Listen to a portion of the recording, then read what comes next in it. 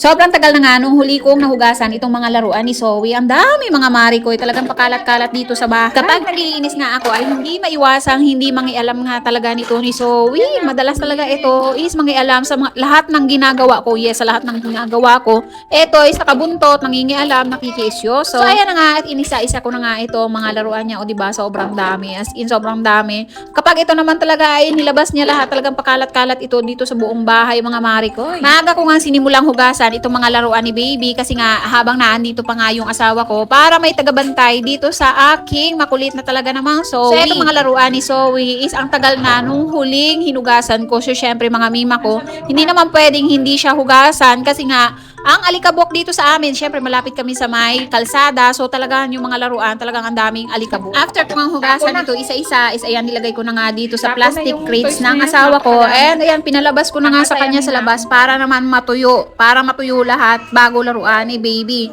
So after nga niyan is nagpaalam na nga yung asawa ko. Ayan papasok na daw siya sa trabaho. Eh ayaw namang umalis yung anak ko. Talaga naman mga mima ko tuwing umaga ganyan yung eksena nilang dalawa. Gustong-gusto ng anak ko magpakarga, magpahabol. Ayan maghabulan sila dyan. And talagang gustong sumama sa trabaho. Pagkaalis nga ng asawa ko is ayan inasikaso ko na nga si Zoe. Pinaliguan ko na. Yes, sa lababo pa rin siya naliligo. Kasi nga napaka-easy lang niyang paliguan. Dito sa lababo hindi siya naglilikot. So after nga niyan is ayan naglinis na nga ako ng bahay. Kailangan ko maglinis ng bahay kasi nga ayan naisisingit ko lang talaga ang paglilinis ng bahay kapag gising si Zoe. Kasi nga mga mima ko napakahirap kapag may ginagawa ako mag-iiyak, magkukulit. Tina-timing niya talaga mga mima ko na talagang may ginagawa ako, yung busy ako, tsaka yan magkukulit, mag-iiyak, gustong dumede. So kapag may time na talagang naiiwanan ko siya and nasa mood siya, ayan nakakapaglinis ako na bonggang-bongga. Kailangan ko linisin ito para naman kahit papano, kahit mga ilang oras akong hindi maglinis or kahit kasunod na araw pa ako maglinis,